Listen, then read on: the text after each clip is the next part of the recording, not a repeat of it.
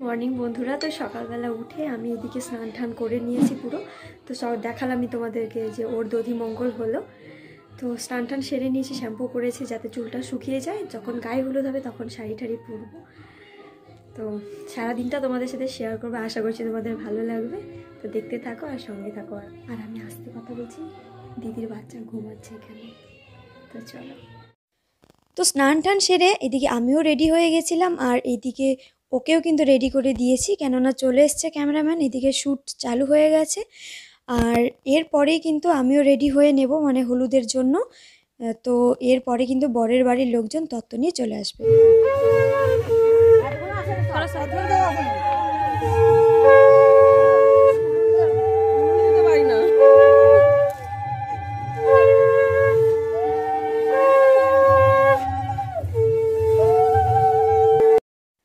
তো দেখো এদিকে গায়ে হলুদের তত্ত্ব নিয়ে বরের বাড়ির লোক চলে এসছে, আর আমরাও কিন্তু মেয়ের বাড়ির লোকেরা সবাই সেজে গুজে একদম রেডি।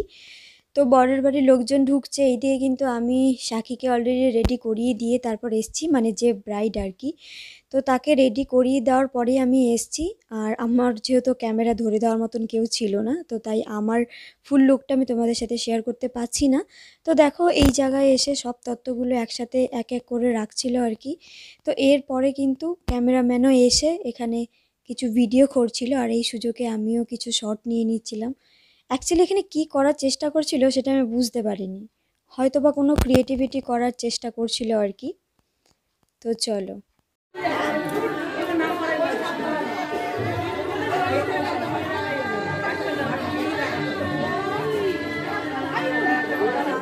তো তোমরা দেখতেই পেলে ব্রাইডকে কিন্তু পায়ে আলতা পরানো হচ্ছিল, এটা কোনো রিচুয়ালস হবে হয়তো। আর ওর লুকটা কেমন লাগলো তোমাদের কাছে আমাকে কিন্তু কমেন্ট করে জানিও।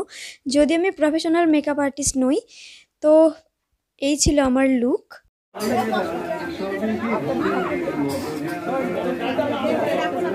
তো দেখো এদিকে কিন্তু গায়ে হলুদ একদম শুরু হয়ে গেছে, তো পাড়ার সমস্ত লোকজন চলে এসছে।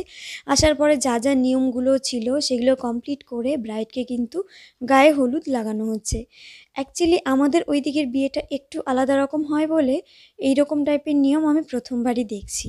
এর আগে কখনো এই দিককার বিয়ে আমি অ্যাটেন্ড করিনি সেরকমভাবে। তো এটা হচ্ছে দুই দিদি, এটা হচ্ছে মেজ দিদি আর হচ্ছে বর দিদি। দুই দিদি দেখো একই রকমের শাড়ি পরেছে, খুব সুন্দর লাগছিল দেখতে। তো একসাথে কিছু ফটো সেশন হয়েছে।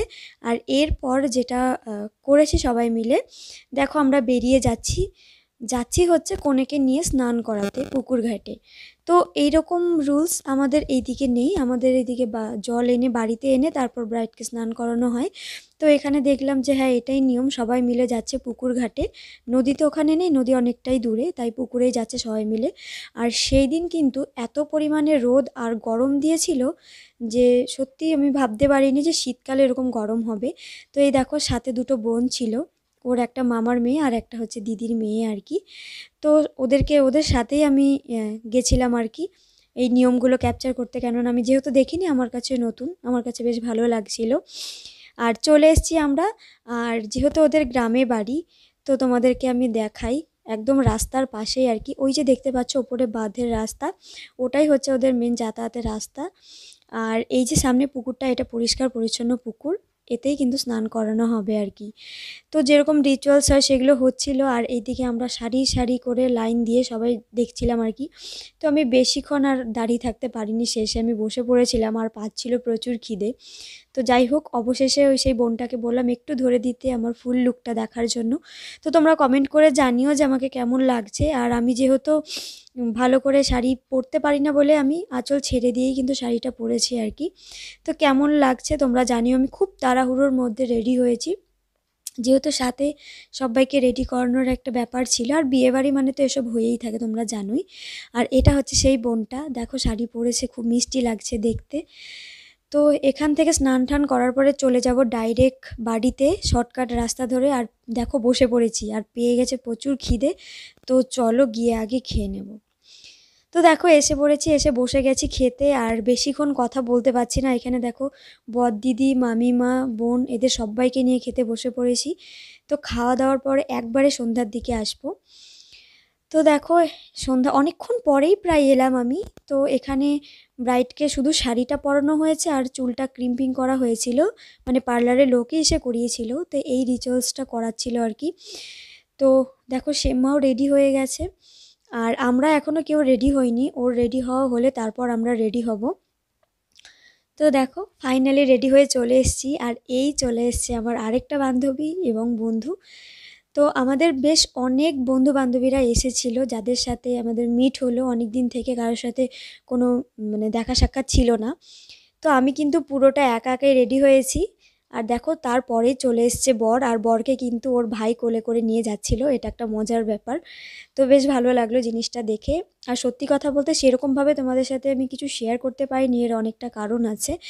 যে বিয়ে বাড়িতে এমনিতেই একটা গণ্ডগোলের ব্যাপার, তার মধ্যে রেডি হওয়া প্লাস এরপরেই একসাথে বরযাত্রী ঢুকে গেছিলো খুব তাড়াতাড়ি। আর পার্লারের লোকও আসতে অনেকটা লেট করেছিল বলে ব্রাইডকেও সাজিয়ে অনেক দেরি করে এনেছে, যার কারণে আমাদের আর সেরকম কিছু আমি শেয়ার করতে পারিনি। তো দেখো ওকে দারুণ লাগছিল লাল কালারের বেনারসি পরে, যেটা হয় প্রত্যেকটা মেয়ের একটা স্বপ্ন হয় যে হ্যাঁ বিয়ের দিনে এরকমভাবে সাজবো। তো ওকে খুব সুন্দর লাগছিল। আমার এই বান্ধবীটাও কিন্তু একদম লাস্ট মোমেন্টে এসে ঢুকেছে। অ্যাকচুয়ালি ও ডিউটি থেকে ছুটি পায়নি, ও হচ্ছে নার্স, চাকরি করে আর কি কলকাতাতে। তো ও অ্যাট লাস্ট এসে পৌঁছায়। আমরা এই 3 মূর্তি একসাথে হোস্টেলে থেকেছি, অনেক স্মৃতি জড়িয়ে আছে। তাকান একবার, ঠিক আছে। হাই গাইস, আমরা এসেছি মীরার বিয়ে। আমার বিয়ে, আজকে আমার বিয়ে, তাই আমি ওকে সেলিব্রেট করি না। একাই করে আমাদের বিয়ে এটা। তাড়াতাড়ি 100 কে হয়ে যায় জানো, মোটামুটি ভিডিও করছে না, কারণ ও টাকা ভিডিও চালু হয়েছে তো। এই যখন ও টাকা বেশি পাবে আমরা পার্টি দেব। আমরা চাই ওর চ্যানেল খুব তাড়াতাড়ি সাবস্ক্রাইব হোক। তো তোমাদেরকে একবার দেখাবো যে কি পরিমাণ ভিড় হয়েছিল, মানে একসাথে বরযাত্রী এবং এমনকি নেমন্তন্নী সব একসাথে চলে আসাতে পুরো বিয়ে বাড়িটাতে একটুও জায়গা ছিল না, আর সবাই সব কাজে ব্যস্ত ছিল। ছবি তো তুলবো দূরের কথা, সেই শেষে গিয়ে হয়তো একটা দুটো ছবি তোলা হয়েছে। তো এরপরে আমি তোমাদেরকে একটুখানি ঘুরে দেখানোর চেষ্টা করব বিয়ে বাড়িটা। তো চলো তোমাদের প্রথম থেকে দেখাই আর কি। তো এটা হচ্ছে বিয়ের গেটটা, যেটা দিনের বেলার দিকে হালকা একটু দেখতে পেয়েছিলে। তো ভাবলাম যে তোমাদের সাথে শেয়ার করি, নয়তো পরে আর কিছুই শেয়ার করা হবে না। তো এটা দিয়ে এন্ট্রি নিতে হয়। আর বলে রাখি ওদের বাড়ি কিন্তু গ্রামে, কিন্তু গ্রাম হলেও আমার ওদের জায়গাটা খুব ভালো লাগে। আর সবথেকে বড় কথা ওদের বাড়ির লোকের মেন্টালিটি, যেটা একটা শহরের মানুষেরও হয়তো এরকম থাকে না। আর এই দেখো এইদিকে ওদের ছবি সেশন শুরু হয়ে গেছে। তো এখানেও কিছুটা আমি ছবি টবি তুলি ওদের সাথে। আর প্রায় প্রত্যেকে খুব সুন্দর করে সেজেছিল। আর ও তো এখানে এসে তারপর রেডি হয়। তো আমি সেরকমভাবে কিন্তু কোনো কিছু শেয়ার করতে পারিনি। তো আমার ফুল লুকটা আমি তোমাদেরকে দেখাতে পারছি না, কেননা ক্যামেরা ধরে দেওয়ার মতন কেউ ছিল না। তো কেমন লাগছে তোমরা জানিও। আমি কিন্তু নিজের থেকে রেডি হয়েছি। আর ভেবেছিলাম যে পার্লার থেকে রেডি হব, কিন্তু পার্লারের লোকের মেকআপ আমার অতটা ভালো লাগেনি বলে তো আমি আর তাদের কাছ থেকে মেকআপটা নিইনি। আর এই দেখো কথা বলতে বলতে ব্যাস ওকে পিড়িতে করে নিয়ে চলে এলো, যেখানে বিয়ে শুরু হয়ে গেছে অলরেডি। কিন্তু এরপরে একটা এমন একটা কাণ্ড ঘটে যায় যেটা সত্যি একটা বিয়ে বাড়িতে হলে পরে খুব অসুবিধে। আর যেহেতু গ্রামের বাড়িতে বিয়ে হচ্ছে মানে প্রচুরই অসুবিধা আর কি। তো তোমরা দেখতে থাকো, আমি পুরোটা ক্যাপচার করতে পারিনি। তো ব্যাপারটা হয় যে ওদের বিয়ের সময় আর কি, বিয়ের শেষে মানে পুরোটা কমপ্লিটও হয় না, এমন জোরে বৃষ্টি নেমে যায় যখন আমরা খেতে যাই আর কি। আর এমনভাবে বৃষ্টি নামে যে ওদের পুরো বিয়েটাই সেরকমভাবে কমপ্লিট হয়নি, শুধুমাত্র সিঁদুরদানটা করিয়ে তারপর ওরা ঘরে চলে আসে। কিছু করারও ছিল না, পুরো মানে উঠোন জলে কাদায় পুরো ভেসে যায়।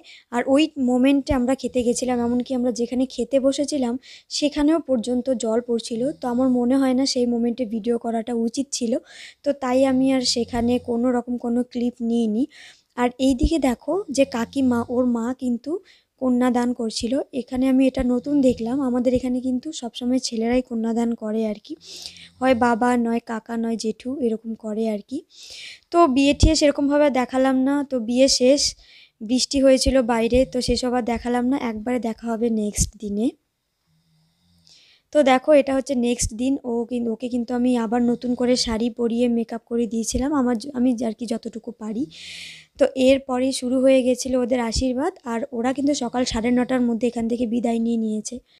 সত্যি কথা বলতে একটা মেয়ে সারা জীবন যেই বাড়িটাতে ছিল, বিশেষ করে ওই 24-25 বছর পর্যন্ত, সেই বাড়িটা ছেড়ে একটা মুহূর্তের মধ্যে পর হয়ে যাওয়া, সেই কষ্টটা সত্যি প্রত্যেকটা মেয়ের কাছেই মেনে নেওয়ার মতো নয়। কিন্তু সমাজের কিছু নিয়ম থাকে যার কারণে সেটাকে মেনে নিতে হয়।